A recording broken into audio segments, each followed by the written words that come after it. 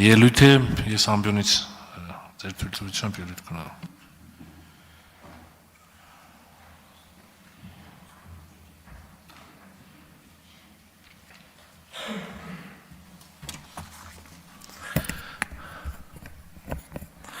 Մեծարգո պարոն փոխվարչապետ, հարգելի հյուրեր, գործադիր իշխանության ներկայացուցիչներ, պատգամավորներ։ Շնորհակալություն եմ հայտնում այսօր ազգային ժողովում անցկացվող ճանապարհային երթևեկության անվտանգությունը Հայաստանի Հանրապետությունում խորագրով խորհրդարանական լսումներին մասնակցելու համար։ Ապացուցման կարիք չունի այն համոզմունքը, որ ճանապարհային երթևեկության անվտանգությունը անփոխարինելի կարևորություն ունի Հայաստանի հասարակության համար, ինչպես անձնական, այնպես էլ հանրային անվտանգության առումով։ Ընդամենը մի փոքրիկ վիճակագրությունից պարզ է դառնում, որ գործ ունենք մեծ կարևորություն ունեցող բնագավառի հետ։ Հաշվի առնելով կարևորությունը, այն գտնվում է պետության ուշադրության կենտրոնում։ Այսպես, 2024 թվականի տեղի ունեցել զոհերով կամ վիրավորներով 4314 ճանապարհատրանսպորտային պատահար, որի հետևանքով զոհվել է 333 մարդ, վիրավորվել 6116։ Մենք այս վիճակագրությանը դեռ կանդրադառնանք։ Իսկ միայն 25 թվականի հունվար, փետրվար, մարտ ամիսներին արձանագրվել է 988 զոհերով կամ վիրավորներով ճանապարհատրանսպորտային պատահար, արդյունքում 60 զոհ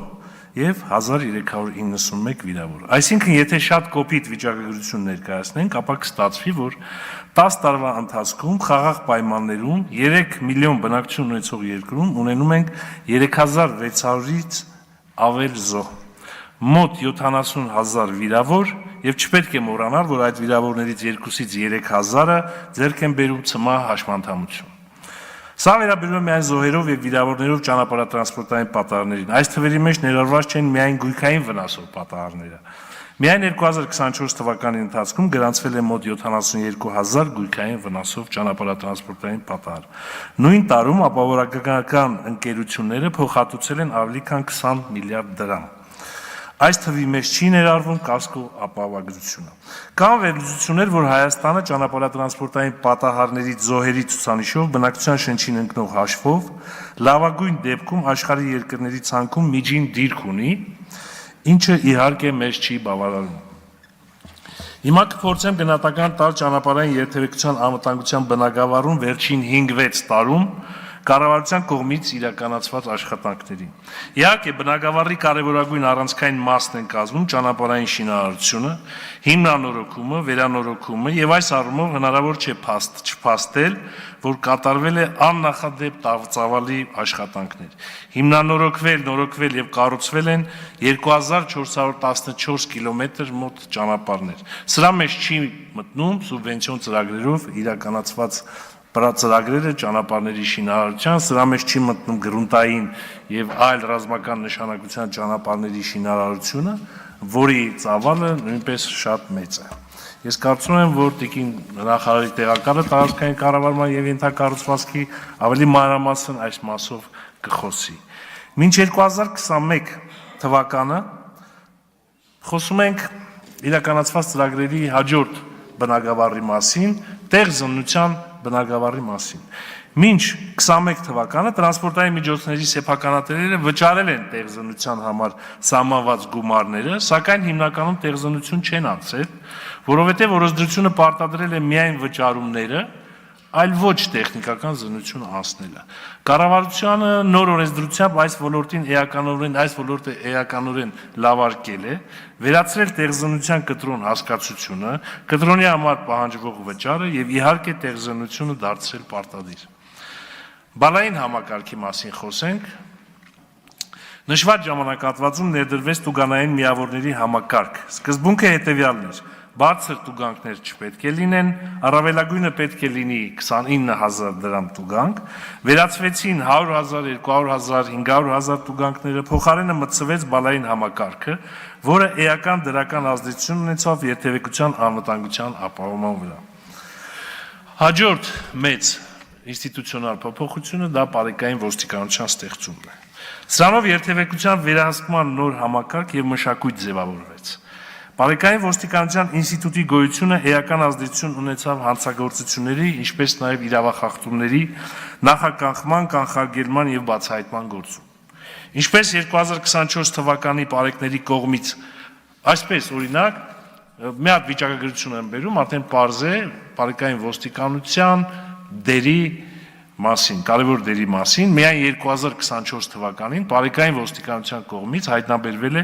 ավելի քան 4000 հանցագործության դեպք։ Սա միայն հանցագործությունների մասին, ես չեմ նշում իրավախախտումները ճանապարհային երթևեկության կանոնների, որոնք մի քանի 100,000-ի են հասնում։ 4000 հանցագործության դեպքից 1811 եղել է թմրամիջոցների բացահայտում։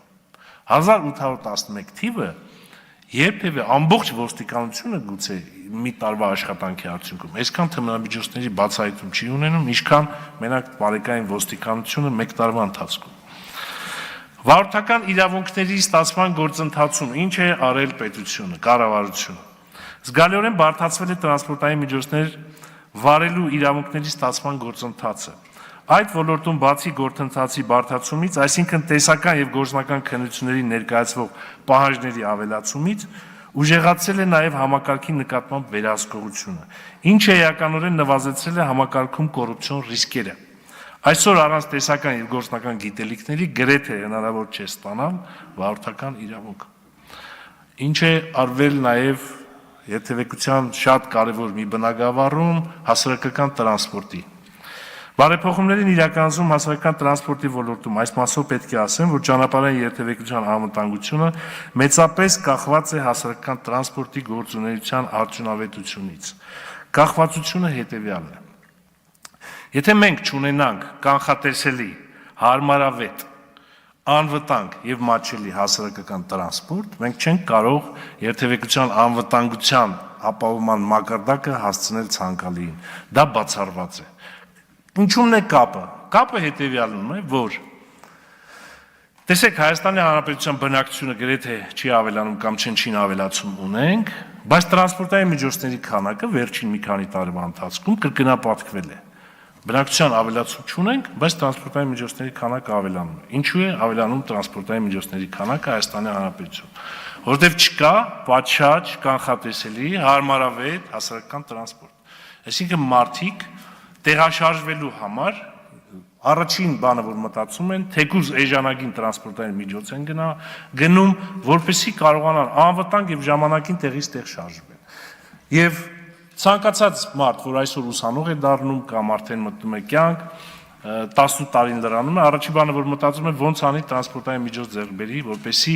կարողանա ժամանակին տեղաշարժվել եւ իր տեղաշարժման խնդիրները լուծել։ Մենք պետք է ունենանք այնպիսի հասարակական տրանսպորտ, որ անգամ ավտոտնակում 2-3 մեքենա ունենալու պարագայում մենք հիմնականում օգտվենք հասարակական տրանսպորտից։ Եվ ոչ թե հասարակական տրանսպորտը նախատեսված լինի որոշակի խավի համար, այն մարդկանց, ովքեր տրանսպորտային միջոց չունեն, կամ այն մարդկանց, որ հնարավորություն չունեն տաքսիներով կամ այլ տրանսպորտային միջոցներով երթևեկել, այլ բոլորի։ Հասարակական տրանսպորտից պետք է օգտվեն եւ падգամավորները, եւ նախարարները, եւ ցանկացած քաղաքացի, եւ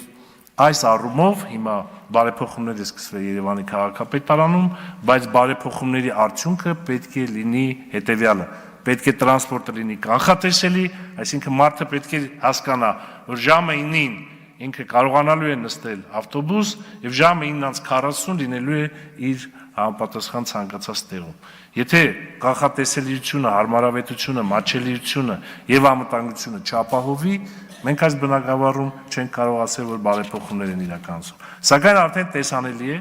ռեալ, որ հասարակական տրանսպորտի բնագավառում Երևան քաղաքում շատ լուրջ դրական փոփոխություններ կան եւ բարեփոխումները դեռևս գտնվում են ակտիվ փուլում։ Այսօր ոլորտում իրականացնող պետական քաղաքականությունը միտված է ճանապարհատրանսպորտային պատահարները եւ նրանց հետևանքով զոհերի եւ վիրավորների թիվը նվազագույնի հասցնելուն, ինչպես նաեւ ճանապարհների առավելագույն թողունակությունը ապահովելուն։ Որպեսզի առավել օբյեկտիվ գնահատական փորձենք տանք ոլորտում վերջին 5-6 տարում իրականացված պետական քաղաքականությանը, կրկին պետք է անդրադառնանք վիճակագրությանը, որը որ քիչ առաջ նշեցի։ Տեսեք 24 թվին մենք ունեցել ենք 4314 միայն զոհերով կամ վիրավորներով պատահար, ունեցել ենք 333 զոհ եւ ունեցել ենք 6116 վիրավոր։ Հիմա այս վիճակագրությունը լավ է թե վատ։ Հիմա ես բերում եմ 23 թվականի վիճակագրությունը։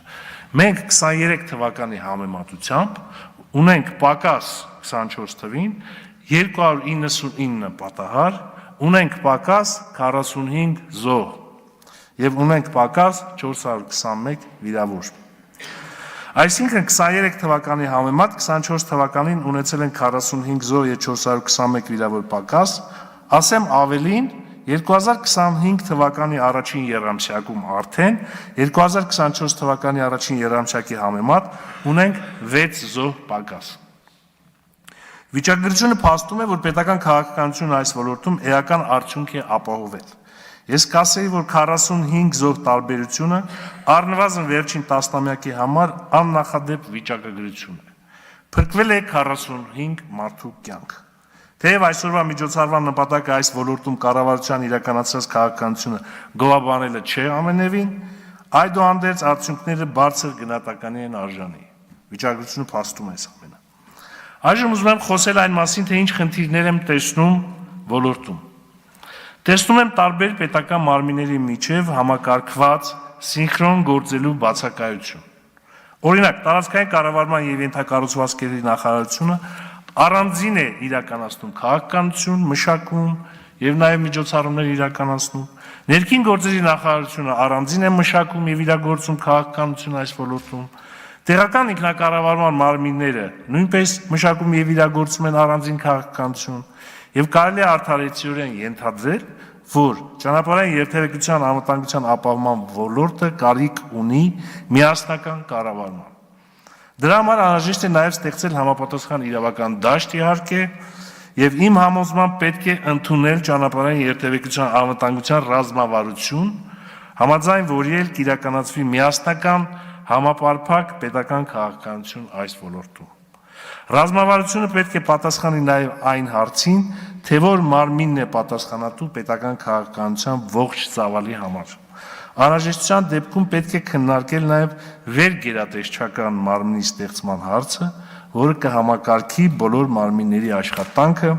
եւ իրագործի միասնական քաղաքականություն այս ոլորտում։ Այսինքն ռազմավարությունը այսօր ես կարծում եմ, որ օրհասական խնդիր է եւ թեև պետությունը, կառավարությունը շատ մեծ ինստիտուցիոնալ համակարգային բարեփոխումներ է իրականացնել այս ոլորտում, բայց արդեն անհրաժեշտություն կա բոլորը համակարգել, բոլորը կառավարել մի կենտրոնից եւ անցնել առաջ։ Ես կարծում եմ, որ մեր բանախոսները նաեւ կանդրադառնան իմ նշած հարցերին եւ իրենց կարծիքը կարտահայտեն եւ ես վստահ եմ, որ այսօրվա քննարկումը ավելի շատ բովանդակային է լինելու եւ գիտահեն եւ այս քննարկման արդյունքներից մենք իհարկե փաստաթուղթ ենք կազմելու, որը կներկայացնենք Հայաստանի Հանրապետության կառավարություն, Հայաստանի Հանրապետության վարչապետին, իհարկե լսումների արդյունքների մասին։ Շնորհակալություն, շարունակենք մեր քննարկումները։ Շնորհակալություն, պարոն Խաչատրյան։ Ձայնը տալիս եմ Քրիստինե Ղալեչյանին, տարածքային կառավարման եւ ենթակառուցվածքների նախարարի